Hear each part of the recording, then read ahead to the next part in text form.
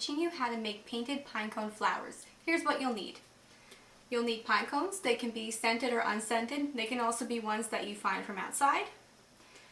You'll need a bristle brush. You'll need paint. You can almost use any kind of paint that you have around the house. It just can't be watercolor. You'll need some sort of palette for your paint. I have an artist paint palette here. If you have a plastic or a paper plate at home, if you have a plastic cup, anything like that's fine. If you want to cut your flowers in half, you're going to need a sturdy pair of scissors or some sort of pliers. And you're going to want some sort of decoration for your flowers for when they're done. So I found a table tray that I garnished with some eucalyptus leaves. A couple of things to note before we get started. If you are going to forage for your pine cones, just make sure that you give them a good shake outside to try to find any critters that may be lurking in the scales.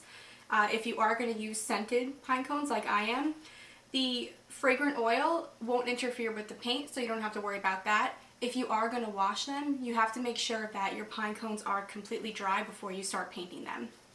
Okay, so let's get started. You're going to take your palette and whatever color paint you're working with, you might want to give it a good shake first.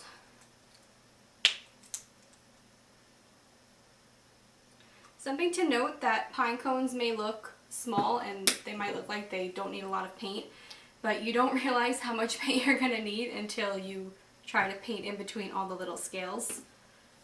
So I would start with a generous amount at first. Okay, that looks good. Okay. Okay.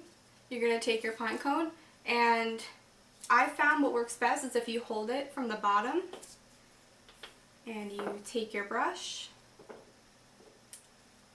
and you paint upwards like this.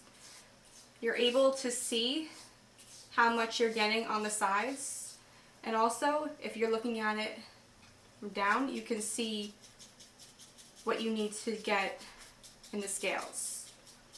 And this is where having the bristle brush comes into play, because if you were trying to use like a sponge brush on this, the sponge would just get ripped apart from all the scales. The bristles allow you to really get in between the scales.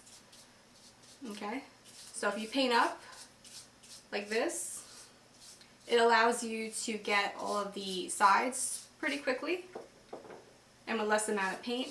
You're just going to use a lot of your paint when you're trying to get in between the scales.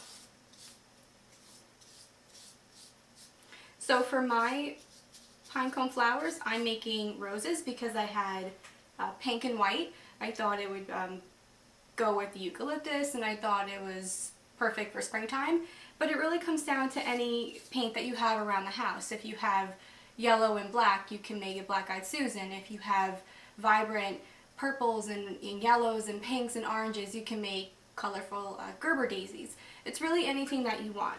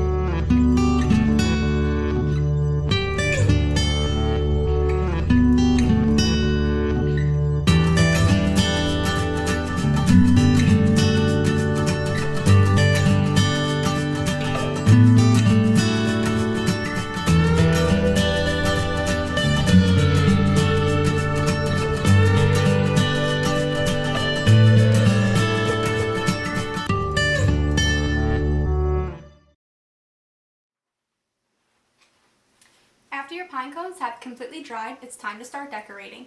So gather everything that you have and just start dispersing your pine cones in any way you want. You can use anything from a tray like I'm using to a decorative plate, also depending on the kind of flowers that you're painting. It's entirely up to you. Thank you for joining me today. We can't wait to see you in our building soon, but until then, stay well and continue to visit the library's website at www.smithlib.org for more programs and resources.